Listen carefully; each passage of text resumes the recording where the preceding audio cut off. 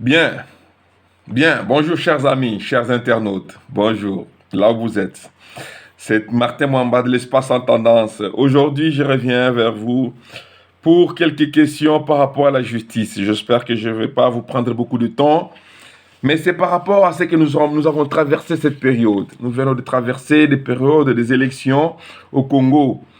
Nous avons fait des élections de gouverneurs, de vice-gouverneurs, de sénateurs, ainsi de suite. Oui. Mais ces élections ont été ternies par euh, la corruption. La corruption qui ne cesse de battre des records au Congo.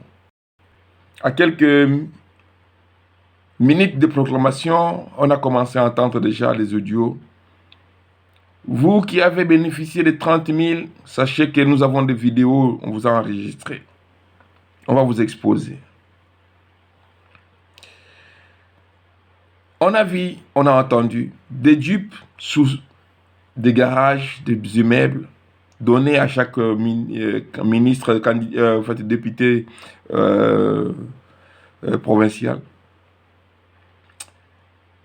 Ah, c'est compliqué. Oh, chers amis, c'est très compliqué. L'ancien mandat, on se disait qu'on a corrompu les sénateurs et on espérait que la justice allait faire son rôle. 5 ans après, on retombe dans la même situation, la corruption, toujours des députés qui se sont fait choisir des sénateurs. Mais si on doit être sénateur par la corruption, quel est le rôle, l'éthique politique, l'éthique que tu veux, que nous voulons laisser à la nation? N'est-il pas logique que ces élections soient totalement annulées? N'est-il pas logique que ces élections soient abolies, surtout au niveau des sénateurs? N'est-il pas peut-être temps que la population congolaise comprenne que si les corrompus et les corrupteurs sont tous du même panneau, ce sont les deux crabes du même sac, il est très important que tous les deux ne puissent pas jouir de ces fonctions. Comment pouvez-vous imaginer que les délits de la corruption, les dénonciations de la corruption, c'est devenu comme si c'est la faute à la personne qui a été corrompue et non pas au corrupteur. Parce que celui qui a corrompu, c'est celui qui est animé d'abord des intentions de nuire. Il veut faire vaciller la conscience de la personne qui reçoit l'argent pour des profits. Et oui, c'est ce qui se passe. Et un agent de service public qui s'offre à la corruption, comment pouvez-vous imaginer que cette personne sert la nation avec fidélité et patriotisme? S'il peut facilement céder sur base de quelques tendances, quelques miettes, quelques monnaies qu'on lui propose. Je viens de faire une émission sur la situation du cardinal Ambongo, où j'ai énuméré les 3 axes qui dirigent la nation. Il y a l'économie, les finances, il y a la politique et il y a la religion. La religion a un rôle principal. La politique, c'est défini par les personnes qui vont assumer les tâches au niveau de la gestion des biens de l'État. Et l'économie, sans argent, ni religion, ni politique ne marchera. La clé des voûtes. Mais si les agents qui sont appelés à être exemplaires selon l'éthique soumettent si facilement dans la corruption, mes chers amis, posons-nous des questions. Où est-ce que nous allons? La loi congolaise considère que la corruption est un délit pénal. C'est un délit où il y a une sentence de au moins 10 ans d'emprisonnement, ou pouvant aller jusqu'à plus de 10 ans, avec des amendes de plus de 100 000 ou 200 000 millions de dollars à payer. Mais parce que la justice est entre les mains de personnes qui ne comprennent pas l'importance de l'intégrité, de la droiture, de l'appréciation de ce qui est juste, de la reconnaissance et du respect des droits que mérite chaque personne, eh bien, on s'expose à pouvoir vendre la nation entre les mains de personnes qui, hier, ils ont volé, aujourd'hui, ils viennent avec l'argent volé pour vous corrompre et vous acceptez de céder des sièges à leur profit. Chers amis, c'est très grave. Notre nation souffre. Les gangrènes que souffre notre nation, si l'instrument de la justice elle-même n'arrive pas à comprendre qu'elle est malade, que la justice est malade, ça veut dire que on n'est pas prêt pour sortir du gouffre. Ouais. La justice du Congo, elle est malade. Le cardinal Ambongo en a dit. Le cardinal Ambongo en a parlé, il a expliqué que la justice ne fonctionne pas. On crie ici, mais à l'Est, ce n'est pas le cas. Peut-être c'est par rapport à cela aussi qu'il est sollicité pour se présenter. Mais bien entendu, il a aussi dit d'autres propos qui, à mon humble avis, ne révèlent pas de compétences du prélat. J'ose croire que la justice fera son rôle parce qu'il n'est pas au-dessus de la loi. Et pour ceux qui veulent comprendre mon point de vue, ils n'ont qu'à prendre la Bible et lire les livres de Romains chapitre 13, le verset 1 jusqu'au verset 7. Et les passages de Ecclésiaste chapitre 10, le verset 20. C'est ainsi que moi j'ai défini le pourquoi Ambongo doit être poursuivi par la justice. Que tous ceux qui estiment qu'il n'a pas le droit d'être poursuivi parce qu'il a dénoncé, il peut avoir dénoncé ce qui est vrai, comme je viens de le dire, la justice et les malades, je dénonce également. Le chef de l'État a dénoncé cela. On voit des actes pour aller même déposer une plainte, on doit te demander de payer, ça doit être gratuit. Il y a beaucoup de choses qu'il faut changer, des réformes au niveau de la justice.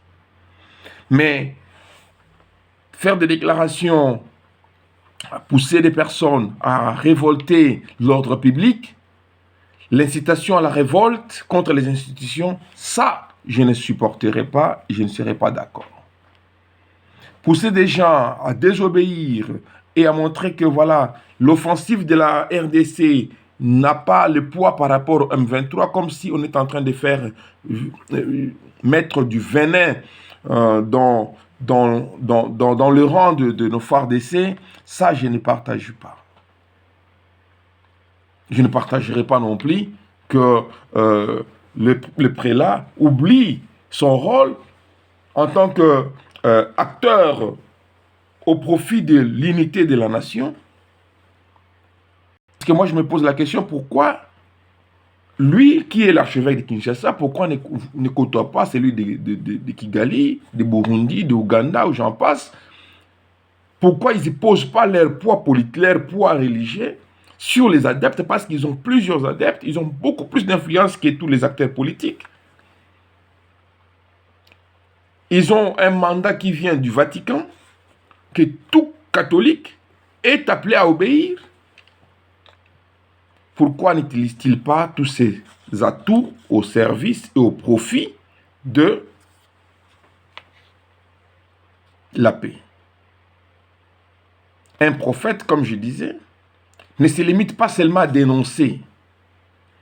À l'exemple de Nathan, il a dénoncé le fait que David a couché avec Bathsheba. Ils ont tué son mari, le mari de Bathsheba.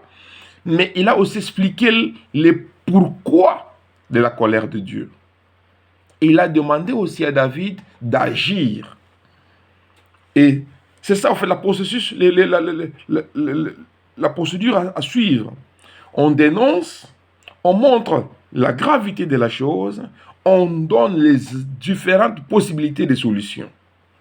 Dieu dit, la Bible dit, pardon, que Dieu ne veut pas que chaque personne, qu'un homme puisse mourir.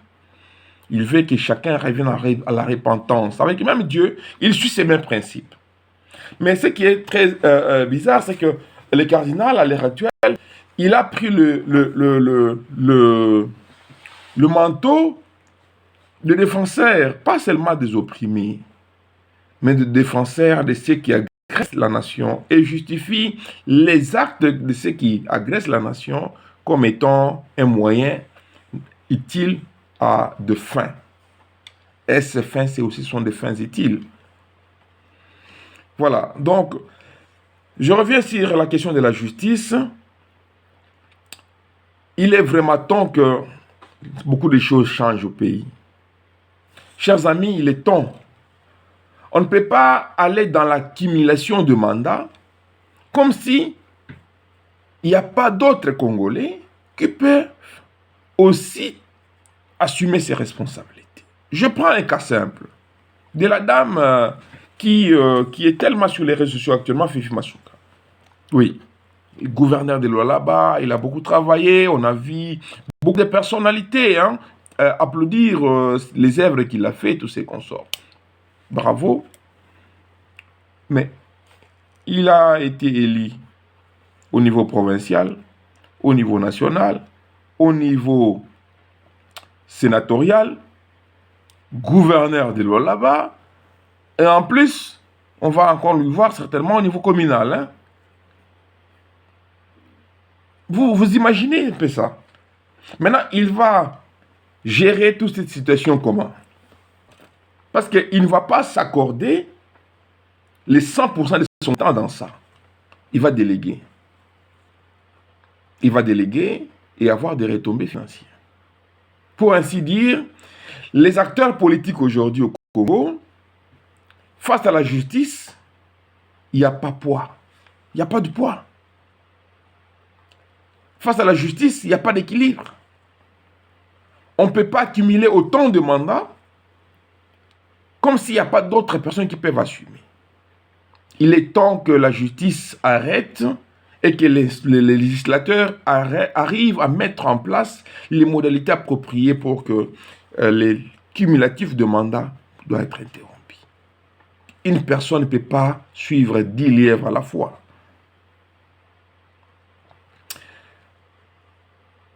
Telle a été l'idée, mon idée, par rapport à cette question de rôle de l'État. La justice, la corruption. Il faut que la justice, les corrupteurs subissent les châtiments de la loi. Que tous ceux qui ont été votés par les voies de corruption doivent tous se retrouver à côté. Comment vous pouvez imaginer quelqu'un comme le gouverneur de la ville de Kinshasa, l'ancien gouverneur? Il a été éliminé de la course des élections parce qu'il a eu à être arrêté pour des propos, pour des situations, des allégations de corruption. Mais aujourd'hui, les sénateurs, dans l'espace de quelques mois des élections, mais il y a un souci. Il y a un sacré souci. La justice est tellement lente, mais on ne sait pas comment dire. Non, chers amis. Il faudrait que les Congolais arrivent à comprendre le poids politique, le poids des institutions. Il faudrait qu'on ait des personnes qui incarnent réellement le changement dans ce pays. Il est temps que nous passons vers d'autres étapes. Sinon, on restera toujours dans la même situation. De prime abord, les acteurs d'une corruption, passive ou active, doivent répondre de leurs actes devant la justice. Et c'est à la CENI qui a publié ces gens et qui a des éléments et qui peut accumuler, qui peut recevoir tous les dossiers, de pouvoir invalider et demander à la Cour d'invalider ces candidats. Il serait temps de faire ça. Quand vous voyez des personnalités comme Badibanga ou Kofi désister parce qu'ils ont vu la gravité de la corruption, mais on se pose des questions. Et où est la justice? Si une personne doit tenir le marteau et le pouvoir, Quel est les rôles de la séparation des pouvoirs entre la justice, l'exécutif et le judiciaire? Chers amis, il est temps que les Congolais prennent les choses en main. C'était Martin Mwamba sur l'espace en tendance. Aujourd'hui, je voulais juste faire les rapprochements entre la politique actuelle, la corruption, l'intervention des cardinals en Bongo, les élections multiples qui ont eu au Congo et les multiplications des fonctions pour certains candidats. Et tout ça, ça laisse à craindre. Mais bon, le paysage de notre nation est très compliqué à l'heure actuelle pour savoir où nous allons. Est-ce que nous rentrons, nous allons de l'avant, on ne sait pas. Mais gardons foi, gardons espoir que les choses finiront par s'arranger. La justice doit être pour préserver la société et non pas pour détruire la société. La justice doit être là pour assurer ses missions. Ses missions à savoir protéger les vulnérables, juger les conflits et établir les sanctions appropriées afin de remédier les problèmes. Il n'y a personne qui est au-dessus de la loi. Le cardinal n'est pas au-dessus de la loi. Même le président de la République n'est pas au-dessus de la loi. La justice a intérêt de s'intéresser à tous ces propos, à toutes ces déclarations de cardinal Ambongo et à arriver à clarifier ces dossiers-là clairement entre les rôles de l'Église au Congo, les rôles de la justice, les rôles de l'armée, les rôles des inciviques et les rôles des personnes qui sont victimes de cette situation. Tel a été mon petit timing aujourd'hui. Je vous souhaite une agréable journée. C'était Martin Mwamba sur l'espace sans tendance.